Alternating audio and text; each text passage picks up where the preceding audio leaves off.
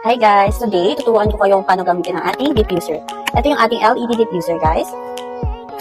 Okay, unbox natin.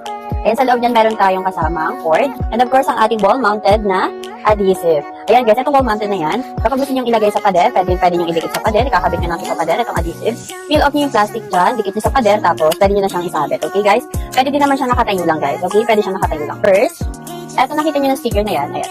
I-peel off natin to. Ayan guys, tatanggalin natin yung sticker. May makikita kayong foil sa loob. Huwag po natin bubutasin yan. Huwag natin tutusukin. Mga bawal po natin yung gawin. Okay? Dapat ganyan ang picture niyan. Yung foil na yan, intact na ganyan lang. Okay guys? Tapos mga sister ko, kapag nag-shoutout kayo ng set, may ipapadala sa inyo. Of course, kung ano napili yung set.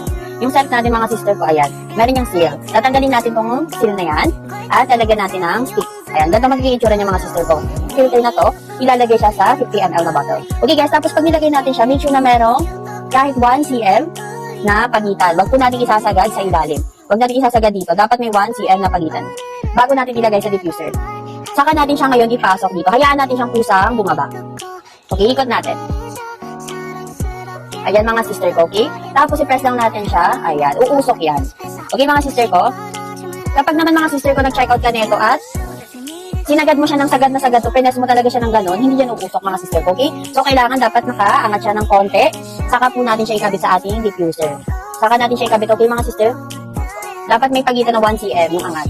Ayan mga sister. Nakikita din yung percentage, kung ilang percent na lang yung battery ng ating diffuser mga sister ko. Ang charging time is 1 hour. Anyways, makikita nyo naman kapag 100% na siya. Okay, meron siyang 1, 2, 3, 4, and 5. Ayan yung 5 function niya mga sister ko. Ang number 1 natin mga sister ko, ayan, magbubukas siya ng usok for 5 seconds. Ayan, ganun din siya sa 1, 2, 3. Yung 1, 2, 3 na yung mga sister ko sa ating function ay timer siya. Ang number 1 is every 5 minutes ang pag-diffuse ng usok. 5 seconds siya mag-diffuse ng usok. Tapos ang next usok niya is, kapag nakaset sa number 1 ay after 5 minutes. Number 2 naman is every 10 minutes. Kapag number 3 ay every 15 minutes. Kung gusto mo naman ng tuloy-tuloy, iset mo siya sa number 4. Ang number 4 natin sisiko ay continuous lang at tuloy-tuloy lang siyang bubuga ng usok. Yung LED niya pala mga sister ko hindi yan napapatay. So kapag naka-open siya ng 1, 2, 3, 4, 5, automatic naka-open din yung LED sa gilid. And then kung gusto mo naman na walang usok, ilaw lang, iset mo siya ngayon sa number 5. Ang number 5 sisiko ay para lang siyang lamp. Magiging parang lamp lang siya, wala siyang usok na i-diffuse.